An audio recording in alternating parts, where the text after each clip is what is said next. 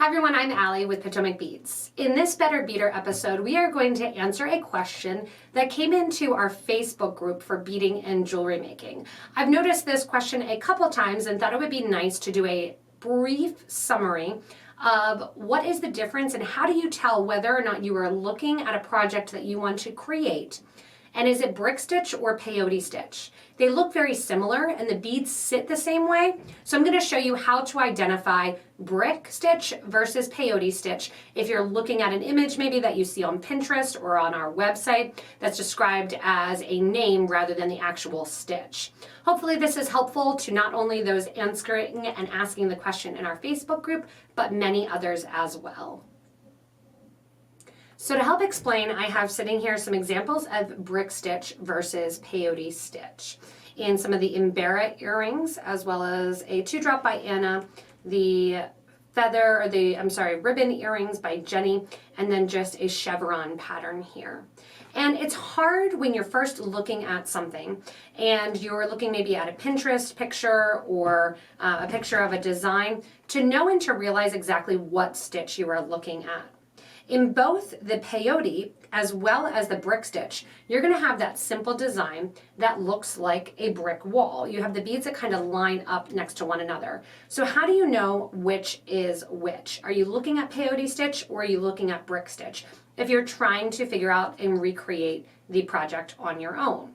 So one thing you want to realize is that they both sit, when looking at them, in that brick wall fashion. So they sit that they have a bead up and every other kind of stacked one on top of the other.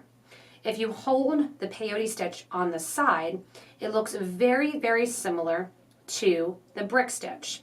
And holding that on the side, see how the beads sit one in each other? Looking at that brick stitch, you can see how it mimics peyote. You can see this whether or not you're looking at a pattern that goes into a degressing and progressing when you're going to increase or decrease rows, or even just a V style where you're going from larger getting smaller. The peyote stitch is going to be easy to spot because for both peyote as well as the brick stitch, you want to look at where you see the thread. Where do the beads thread and where do you see that thread line? They're going to look similar when you have the peyote turned to the side and the brick straight up and down. The beads face the exact same way. However, you want to look at where the thread pass is on the piece. When you're looking at peyote stitch, you're going to notice that the thread is on the edge of the peyote stitch. I brought Jenny's example here so you could see that orange thread going and linking from one bead to another. This is also 3-drop peyote right here. You can see the thread linking one bead to the other when the beads are sitting on the side. So for peyote, you're going to be progressing and the beads are going to sit on their side so that the thread runs from right to left or left to right and zigzagging. So that thread is always going to appear on the side. When you're looking at your brick stitch, you're not going to see thread along the side.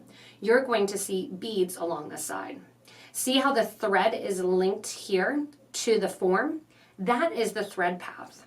So at the start and the end of peyote stitch, you'll usually see a little bit of thread that's sitting on the side. However, the thread that's sitting on the side is not going to be going from one bead to another. It's going to be going back into the same bead that it was coming out of. So along the side of the stitch, when you're looking at the form, you are not going to see the thread line. For brick stitch, the thread is going to be sitting lateral or vertical here on the piece. So peyote, your thread is sitting lateral. For brick stitch, your thread is sitting vertical. Meaning when you thread on and when you start the stitch, say I'm starting small and going to big, that thread is going up and down through the bead. Peyote, it's going across the bead and through the bead that way. So it's going to be a difference really on the edging, whether or not you see the thread on the edge. If you're looking at a design like this, which I used actually last Saturday in the Better Beader as well, so don't worry, we'll do a pattern showing how you can kind of create your own design. This is a 2-drop peyote. When you look at the 2-drop peyote here, you can see, all right, you don't see any thread lines along this side here, but I am going to see the thread lines along the base here when I'm looking at them. So you can kind of turn the project looking at it. When you're looking at the project too, you can see and kind of turn the picture if you're looking at a picture or a Pinterest design and see where those beads look like they're lining up. So I can easily see here, oh, I could start this as brick stitch, which would work, but it's going to be faster and easier to do peyote stitch when you're looking at it. So there are instances where you can switch and use either stitch, but if you look at where the thread line goes and how you see the thread line, is the thread going through the bead vertical or is the thread going through the bead horizontal? That's how you're going to be able to know and tell which thread and which stitch you're working on. The nice thing about the peyote stitch versus the brick stitch, peyote stitch is going to work up faster if you want to do a simple design. However, brick stitch is going to allow you, like these feathered earrings here, to go in and out and increase and decrease faster. Also, peyote stitch, when you're looking at it, is going to be much more advantageous to do an even count, whereas with the brick stitch, really doesn't matter. You can do even or odd and add those beads on as you're working with them. I have tons and tons and tons of videos on both brick stitch as well as peyote stitch if you need a little bit more classification or if you want to learn how to do the stitches. The idea here was just to answer and give people kind of a video link to look at for identifying peyote stitch, thread going on the lateral, and then when you're looking at the brick stitch going on the horizontal. So you're going to look at the horizontal thread lines versus those lateral when you're looking at them. Also, if you guys want to, you can give your feedback and how you can identify and look at the patterns and decide which way is the best way to tell one versus the other in those comments below.